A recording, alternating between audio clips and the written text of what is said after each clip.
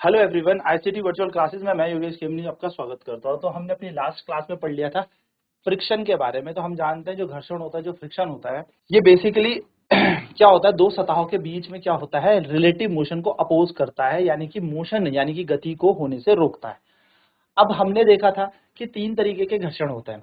जब कोई बॉडी रुकी हुई है, यानी कि जब कोई बॉडी स्टैटिक कंडीशन में अपनी रेस्ट पोजीशन में है और हम उसको धक्का देंगे तो उसको चलाना थोड़ा टफ होगा, यानी कि उसको मूव कराना टफ होगा, क्योंकि स्टैटिक फ्रिक्शन वहां पर रोल प्ले करेगा।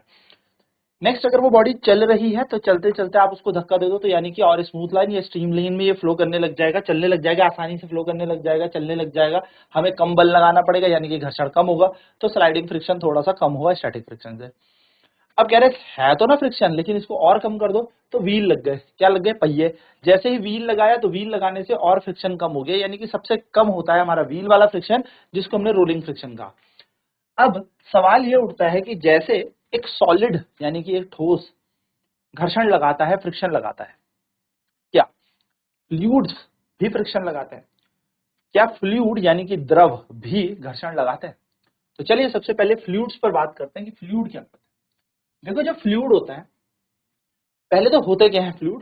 तो फ्लूइड वो चीजें होती हैं जो बह सके, यानी कि इनके अंदर टेंडेंसी टू फ्लो है, जो फ्लो कर सकती है। क्या कर सकती है? फ्लो। फ्लूइड क्या होते हैं? फ्लूइड वो होते हैं जो फ्लो कर सके, ठीक, बह सके। अब फ्लो अगर मैं बात कहूं आपसे, तो फ्लो कौन कौन सी चीज करती है? तो फ्लो करती है हमारे पास लिक्विड और गैस, दोनों फ्लो करती है। यानी कि तरल भी और गैस भी, ये दोनों के दोनों क्या करते हैं? प्रवाह करते हैं, फ्लो करते हैं। तो इन्हीं दोनों को हमने क्या कहा? फ्लूइड कहा है। तो फ्लूइड का मतलब क्या हो गया? फ्लूइड का मतलब हमारे पास हो गया जो चीजें फ्लो कर सकती हैं, जो चीज बह सकती है, जिन चीजों का प्रवाह हो सकता है। और लिक्विड और गैस इसमें से क्या है? हमारे पास दो तरीके के, एक ऐसी चीज कह लीजिए, दो चीजें हैं जो बह सकती है। यानी कि ऐसा नहीं है कि फ्लूइड से आपके दिमाग में सिर्फ लिक्विड ही है, या फ्लूइड से आपके दिमाग में गैस ही है। इन दोनों के एग्जाम्पल इसके अंदर हो सकता है। So you know that air is very light and thin. आप जानते हैं कि जो हवा है वो बहुत ही लाइट है, बहुत ही हल्की और बहुत पतली है। Yet it exert frictional force on object. फिर भी ये क्या लगाती है? घर्षण लगाती है। इतनी पतली, इतनी हल्की होने के बाद भी हवा जो है घर्षण लगाती है जब कोई वस्तु उस पर चलती है। Similarly water and other liquid exert force of friction when object move through them. तो ऐसे ही क्या होता है, जब कोई वस्तु जब कोई वस्तु, यानी कि जैसे मैं बात करूं, जब हम फ्रिक्शन लगाते हैं, फोर्स ऑफ फ्रिक्शन लिक्विड के थ्रू लगता है, या फिर मैं कहूं हवा के थ्रू लग रहा है, जो उस पर प्रवाह कर रही है, जो उस पर चल रही है। जैसे फॉर एन एग्जांपल, नाव पानी में चलती है, तो पानी नाव पर क्या लगाता है? घर्षण लगाता है। शिप भी चल रही है तो पानी क्या कर रहा है? शिप में, उस जहाज पर क्या लगा रहा है? फोर्स लगा रहा है, ड्रैग लगा रहा है, या फिर कह सकते हो फ्रिक्शन लगा रहा है। तो साइंस में हम कहें कॉमन नेम जो गैसेस और लिक्विड्स के लिए रखा गया है, एक जो कॉमन नेम, यानी कि हमने इनका नाम रखा है गैस का और लिक्विड का, जैसे मैंने आपको बताया, वो रखा है फ्लूइड। क्या रखा है? फ्लूइड, यानी कि द्रव हमने रखा है। तो हम कह सकते हैं जो भी फ्लूइड होगा, यानी कि फ्लूइड में चाहे लिक्विड हो चाहे गैस हो, ये फोर्स ऑफ फ्रिक्शन एक्सर्ट करेंगी किसी भी बॉडी पर जो मोशन करता है। यानी कि fluid exert pressure friction on objects in motion through them. यानी कि फ्लूइड से क्या लगता है? घर्षण लगता है। ठीक, फ्लूइड भी घर्षण लगाते हैं। कोई भी वस्तु अगर चल रही है, पानी में चले, हवा में चले, तो घर्षण बल लगेगा। याद रखिएगा, जो फ्लूइड से लगने वाला फ्रिक्शनल फोर्स होता है उसको ड्रैग कहते हैं। सो ड्रैग का मतलब क्या होता है? जो फ्रिक्शनल फोर्स फ्लूइड्स एक्सर्ट करती हैं, यानी कि वह घर्षण बल जो द्रव किसी वस्तु पर लगाते हैं, अगर वस्तु उनके ऊपर चल रही है, या रिलेटिव मोशन को अपोजिस करता है, सापेक्ष गति को या विपरीत लगता है। So the frictional force of an object in the fluid depend on its speed with respect to fluid. तो जो घर्षण लगता है ना किसी वस्तु पे, ये डिपेंड करता है उसकी स्पीड पे, कि चाल क्या है उस वस्तु की, with respect to the fluid. ठीक है, फ्लूइड यानी कि द्रव के अनुसार। So the frictional force also depend on the shape of the object and the nature of the object. तो जो फ्रिक्शनल फोर्स लगता है ये किस पे डिपेंड करता है? शेप ऑफ द ऑब्जेक्ट में, यानी कि वस्तु के आकार पे ये निर्भर करता है, उसकी प्रकृति पर ये निर्भर करता है कि वस्तु कैसी है, उसका आकार कैसा है, उसकी प्रकृति कैसी है। उन चीजों पर हमारा द्रव द्वारा लगाया गया घर्षण निर्भर करता है। यानी कि the friction applied by the liquid or fluids depends upon the nature of the object, depend upon the shape of the object, किस तरीके का है उस पे डिपेंड करता है। यानी कि जैसा जैसा शेप होता जाएगा, अलग अलग तरीके से घर्षण लगाएगा। ये पानी किसी जहाज में बोल सकते हो, बोट में बोल सकते हो। सो इससे हमें एक चीज पता लग गई कि जब भी कोई वस्तु, it is obvious that when an object move through fluids, इससे ये पता लग गया कि जब भी कोई वस्तु फ्लूइड के ऊपर चलेगी यानी कि द्रव के ऊपर चलेगी, so they have to overcome friction acting on them, तो उनको क्या करना पड़ेगा, फ्रिक्शन जो भी उस पे लग रहा है उसको ओवरकम करना पड़ेगा। कोई वस्तु चल रही है तो फ्रिक्शन को ओवरकम करेगी। तो इस प्रोसेस में होगा क्या, वो अपनी ऊर्जा भी, तो अब जैसे मैं जा रहा हूं आगे तो मेरे पास कुछ एनर्जी, अब मुझे कोई रोक रहा है पीछे की तरफ, तो मेरी एनर्जी लॉस हो रही है ना, मतलब मैं एनर्जी में क्या होगा, मेरी एनर्जी का लॉस हो रहा है, तो यस यहाँ पे एनर्जी का लॉस होगा। Efforts are therefore made to minimise friction, तो मुझे जाना है तो मैं क्या करूंगा, ऐसे एफर्ट करूंगा कि जिससे मुझे कम फोर्स लगे, प्रेशर लगे। आपने कभी इमेजिन किया आप चल रहे हो और बहुत तेज तूफान चल रहा है, तो तूफान आपको पीछे की तरफ धकेलता है, कारण क्या है, क्योंकि वो तूफान आप पे क्या लगा रहा है, फ्रिक्शन लगा रहा है। अब अगर आपको आगे बढ़ना है उस तूफान में, तो आपको ऐसी चीज सोचनी पड़ेगी जिससे आप पे इसका दबाव कम पड़े या इसका फ्रिक्शन कम पड़े या इसका फोर्स कम पड़े, समझ रहे हो। तो फिर क्या करोगे आप, अलग अलग चीजों का उपयोग कर सकते हो इस तरीके से, है ना। तो ये चीजें हमें बताई गई है कि अगर हम इस घर्षण को कम करना चाहते हैं तो हमें क्या करना पड़ेगा, इस मिनिमाइज करने के लिए हमें कुछ स्पेशल ऑब्जेक्ट बनाएंगे कुछ अलग तरीके से, कुछ शेप ऐसी होंगी, ठीक है। So where do you think scientist get hint for these special shape, तो अब साइंटिस्ट को दिमाग में कहां से आया होगा ये आइडिया कि कैसी शेप बनाई जाए। तो एक्चुअली जो साइंटिस्ट होता है ना, वो नेचर को बहुत अच्छे से ऑब्जर्व करता है, ठीक, बहुत अच्छे ऑब्जर्वर होता है। तो कहते हैं where do you think scientist get hint for these special shapes, from nature of course. Birds and fishes यानी कि जो चिड़िया हैं, देखा होगा आपने, मछलियां हैं, ये जो होती हैं ये फ्लूइड में ही रहती हैं पूरे समय। चिड़िया कहाँ उड़ती है, हवा में उड़ती है। फिश कहाँ रहती है, पानी में रहती है, तो फ्लूइड में ही तो है परमानेंट। तो इनसे हमें आइडिया डेवलप हुआ कि हम किस तरीके की शेप बनाएं ऑब्जेक्ट्स की, जो इसके कह सकते हो आप फ्रिक्शन को रिड्यूस कर सके, इसके फ्रिक्शन को ओवरकम कर सके। So their bodies must have evolved to shape which would make them loss less energy, और उनकी शेप इस तरीके से बनाई जाएगी ऑब्जेक्ट की कि जिससे कम से कम ऊर्जा यहाँ पर खपत हो, ठीक। इन ओवरकमिंग फ्रिक्शन, फ्रिक्शन आराम से हम क्या कर सकते हैं, ओवरकम कर पाए, इनकी शेप ऐसी बनाई जाएगी। तो ध्यान से देखना, आपने देखा होगा कि एरोप्लेन का जो शेप होता है वो कुछ इस तरीके से बनाया गया है, वो एक चिड़िया से लिया गया है। तो कुछ इसी तरीके से होती है ना चिड़िया भी, तो चिड़िया से ऐसा शेप क्यों लिया गया है कि इजिली ये ड्रैग को क्या कर ले, ओवरकम कर ले, और हम आराम से क्या कर सके, ये उड़ सके। अदरवाइज इतना ज्यादा प्रेशर लगता कि ये आगे नहीं जाता, या इतना ज्यादा फ्रिक्शन लगता, घर्षण लगता कि ये आगे नहीं जा पाता। तो घर्षण पीछे लग रहा होगा लेकिन ये एरोप्लेन आगे चल रहा होगा, तो आराम से यहाँ पर ये चल सकता है, ठीक है। ये बात आपको ध्यान में, चलिए फटाफट से नोट करते हैं फिर बढ़ते हैं आगे की तरफ।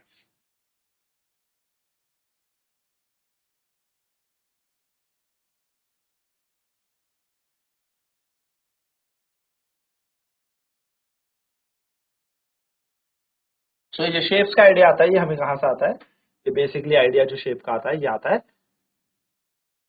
इन एनिमल्स से या इन बर्ड्स से या फिश से, जो बेसिकली क्या है, ड्रैग को दिन भर झेल रही हैं, या रोज इनका काम क्या है, ड्रैग को या फिर फ्रिक्शन से ओवरकम करना। Now friction opposes the relative motion between two surface in contact, it act on the both the surfaces. So basically हमने क्या इस चैप्टर में पढ़ा, क्योंकि चैप्टर तो हमने सारा कंप्लीट कर लिया, अब फटाफट से देखते हैं। तो देखो फ्रिक्शन क्या करता है, अपोज करता है रिलेटिव मोशन को, यानी कि जब कोई बॉडी किसी बॉडी के ऊपर चल रही है तो ये दोनों बॉडी एक दूसरे पे क्या लगा रही होगी, घर्षण लगा रही होगी। ऊपर वाली बॉडी कह रही होगी नीचे वाली को साथ चलने के लिए, और नीचे वाली ऊपर वाले को अपोज कर रही होगी, यानी कि फ्रिक्शन क्या करता है, अपोज करता है रिलेटिव मोशन को, ठीक है। तो ये हमेशा कहाँ लगता है, सरफेसेस पे लगता है। Friction depends on the nature of the surface in contact, जो घर्षण है वो किस पे लगता है, हमेशा सरफेस पे, नेचर ऑफ सरफेस पे डिपेंड करता है। भाई जितनी स्मूथ सरफेस होगा इजी घर्षण उतना कम होगा, जितनी चिकनी सतह होगी घर्षण उतना कम होगा, फ्रिक्शन उतना कम होगा जितनी स्मूथनेस होगी सरफेस की। एंड जितनी ज्यादा रफनेस होगी उतनी ज्यादा क्या लगेगी यहाँ पर, जितनी ज्यादा रफनेस उतनी ज्यादा हमारा घर्षण होगा।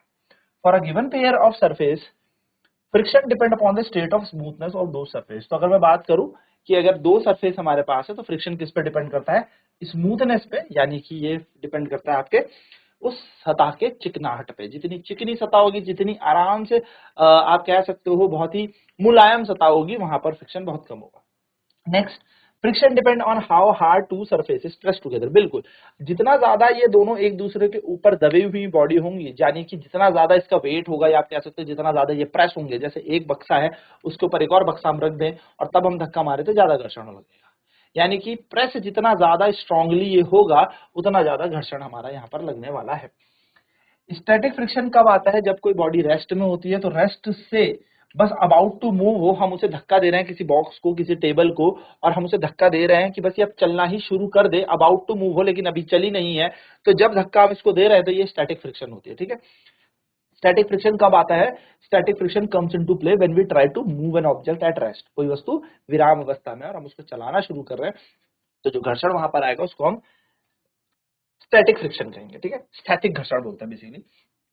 स्लाइडिंग फ्रिक्शन कब आएगा? जब कोई बॉडी स्लाइड करेगी किसी के ऊपर, यानी कि चल रही होगी, स्लाइड कर रही होगी उसके ऊपर। सो स्लाइडिंग फ्रिक्शन आता है आपका तब जब आप क्या करोगे, स्लाइड कराओगे किसी बॉडी को। स्लाइड का मतलब क्या हो गया? जैसे आपने देखा होगा इंक्लाइन प्लेन, अब वहां से कोई बॉडी स्लाइड करके आ रही है, फिसल के आ रही है, तो जो स्लाइड होगा तो भी एक घर्षण लगेगा, तो जो घर्षण स्लाइड होते हुए लगेगा उसको हम स्लाइडिंग फ्रिक्शन कहेंगे। रोलिंग कब आएगा? रोलिंग आएगा जब टायर की बात करेंगे, तो टायर और जमीन के बीच का घर्षण कौन सा होगा, या किसी व्हील या जमीन क्या सरफेस के बीच का घर्षण क्या होगा? रोलिंग फ्रिक्शन उसे कहेंगे। तो स्लाइडिंग फ्रिक्शन कब आता है? जब कोई बॉडी स्लाइड करती है। स्लाइडिंग फ्रिक्शन हमेशा, बड़ा इंपॉर्टेंट पॉइंट है याद रखना, स्लाइडिंग फ्रिक्शन कम होता है स्टैटिक फ्रिक्शन से, यानी कि किसी वस्तु को चलाते वक्त ज्यादा घर्षण लगता है, या रेस्ट में है तो तब हम उस पर ज्यादा घर्षण लग रहा है, जब वो बॉडी चल रही है तो उस पर कम घर्षण लग रहा है। तो रेस्ट में अगर कोई ऑब्जेक्ट है तो ज्यादा घर्षण लगता है, लेकिन अगर बॉडी चल रही है सो ज्यादा घर्षण लगता है। कारण क्या बताया था मैंने? आपको बताया था घर्षण में होता क्या है ना, ये जो इरेगुलरिटी होती है दोनों सरफेस की, ये एक दूसरे को लॉक कर देती है। अब अगर ये इसके ऊपर रेस्ट में रखा हुआ है तो बहुत टाइम मिल जाएगा, और ये इरेगुलरिटी यानी कि ये जो आप कह सकते हो ऐसे जमीन है मान लो, ऐसी इरेगुलरिटी जमीन की है और ऐसी कुछ इरेगुलरिटी किसकी है? उस सरफेस की है, तो ये आपस में इंटरलॉक कर लेंगे एक दूसरे को। अब चलाना बहुत मुश्किल हो जाएगा।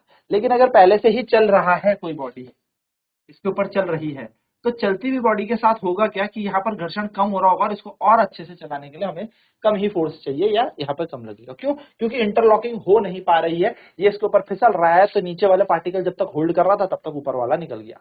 तो इसलिए आप ये कह सकते हैं। चलिए नोट करेंगे फटाफट इन पॉइंट्स।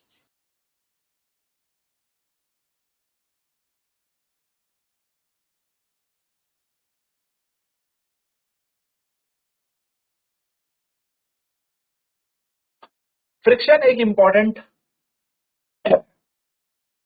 रोल प्ले करता है बहुत सारी एक्टिविटीज में। घर्षण होगा तो बहुत सारी चीजें पॉसिबल हो पा रही हैं। पेन से इस बोर्ड में लिख पाना, आपका पेन से कॉपी पे लिख पाना, चल पाना। सर्दियों के टाइम में जब आप हाथ रब करते हैं ना, तो बेसिकली क्या होता है, यहाँ पे हीट जनरेट होती है, तो कहते हैं हीट जनरेट करने के लिए भी फ्रिक्शन यहाँ पर इंपॉर्टेंट है। तो फ्रिक्शन काफी इंपॉर्टेंट होता है, यानी कि कुछ एक्टिविटीज में कुछ कुछ जगह फ्रिक्शन घर्षण बहुत ज्यादा जरूरी है। फ्रिक्शन को इंक्रीज कैसे किया जा सकता है? अगर आपको घर्षण को बढ़ाना है तो आप क्या कर सकते हो, एक रफ सरफेस या सरफेस की रफनेस बढ़ा दो। जितना ज्यादा खुरदुरी सतह कर दोगे, जितना ज्यादा सतह को खुरदुरा कर दोगे, उतना ज्यादा क्या हो जाएगा, घर्षण बढ़ जाएगा। Next, the sole of the shoes and the tyres of the wheel are treaded to increase friction. आपने देखा होगा आपके जूते या फिर उनके जूतों का सोल या टायर का हमने देखिए ग्रिप बनाते हैं ना, तो ये ट्रेडेड क्यों होती है? जिससे घर्षण बढ़े। जितना ज्यादा घर्षण बढ़ेगा उतना आसानी से टायर की क्या होगी, पकड़ होगी जमीन के साथ, जूते के सोल की पकड़ होगी जमीन के साथ, और हम गिरेंगे नहीं या फिसलेंगे नहीं। ठीक है, फ्रिक्शन इज समटाइम अनडिजायरेबल। भाई कभी कभी जरूरत नहीं भी होती घर्षण की, मतलब कुछ कुछ जगह हमें चाहिए होता है, कुछ कुछ जगह हमें घर्षण नहीं चाहिए होता है। कभी कभी अनडिजायरेबल है, यानी कि हमें जरूरत नहीं है, अनडिजायरेबल है।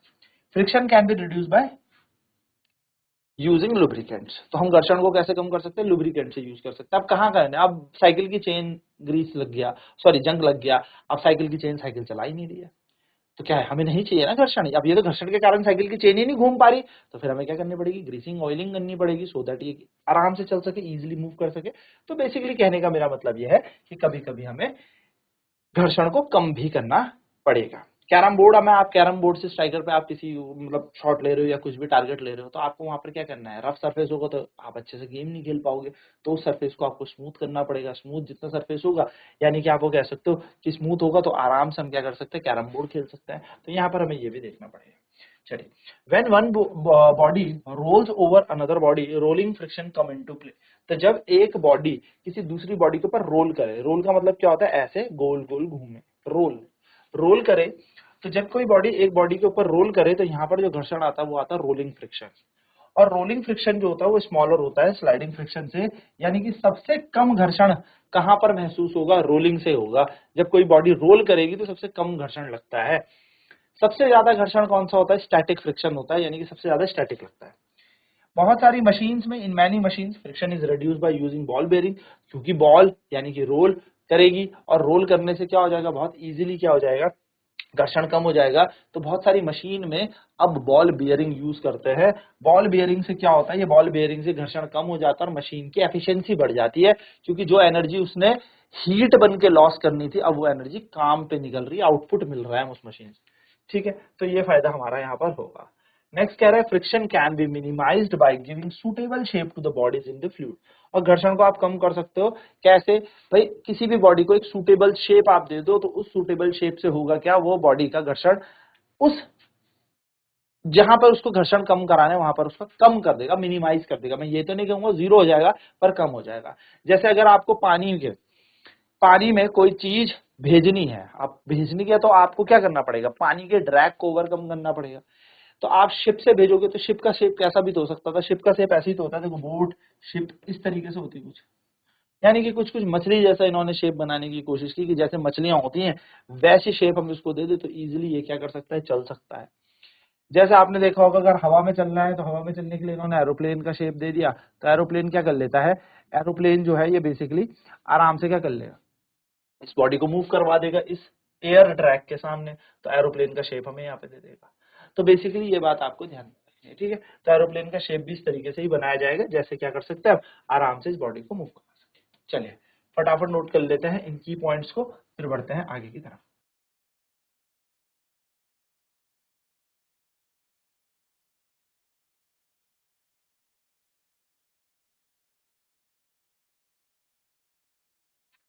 तो ये बेसिक सी चीजें आपको ध्यान में रखनी है कि जो घर्षण होता है उस घर्षण के हमारे लिए कुछ इंपॉर्टेंट भी है, कहीं कहीं इंपॉर्टेंट भी है घर्षण, और कहीं कहीं हमारे लिए इतने इंपॉर्टेंट नहीं है, अनडिजायरेबल भी है। यानी कि इंपॉर्टेंट कहां पर है, जहां पर हमें घर्षण की जरूरत है, बिना उसके वो पॉसिबल ही नहीं है, चलना है ना। चलना अगर हमें, walking is possible just because of friction. अगर वो एकदम स्मूथ सरफेस होगा, एकदम चिकनी सतह होगी, हम फिसल जाएंगे, गिर जाएंगे। लेकिन अगर वहां पर थोड़ा फ्रिक्शन होगा तो हम इजिली वहां पर चल सकते हैं। तो ये बात याद रखना, घर्षण होगा तभी हम चल पा रहे हैं। कहीं कहीं पे हमें घर्षण कम भी करना पड़ेगा, जैसे कि कैरम बोर्ड खेलते हुए मान लो, और कहाँ पे कह सकते हैं, मशीन मान लो, मशीन में तो बहुत इंपॉर्टेंट है, खेलना तो चलो ठीक है, पर मशीन में भी, तो मशीन में भी क्या होता है, जो पार्ट्स होते हैं वो एक दूसरे पे रब करेंगे, एंड एज अ रिजल्ट क्या हो जाएगा, हीट अप हो जाएगा, फ्रिक्शन से हीट जनरेट होने लगेगी, एंड जितनी भी एनर्जी हम उसको दे रहे हैं, मशीन को चलाने के लिए ऊर्जा दे रहे हैं, वो कहीं ना कहीं क्या हो रही, खपत हो रही है किसी दूसरी चीज में, जबकि हमें उससे क्या करवाना है, कुछ काम कराना है। तो मशीन में क्या होगा, हम फिर ग्रीसिंग करेंगे, ऑयलिंग करेंगे, एंड देन फाइनली हमारी मशीन जो प्रॉपर्ली वर्क करेगी, एंड यहाँ पर घर्षण भी कम होगा, तो इजीली क्या कर सकते हैं, हम कह सकते हैं कि एनर्जी का सेव होगी, हमारी ऊर्जा बचेगी।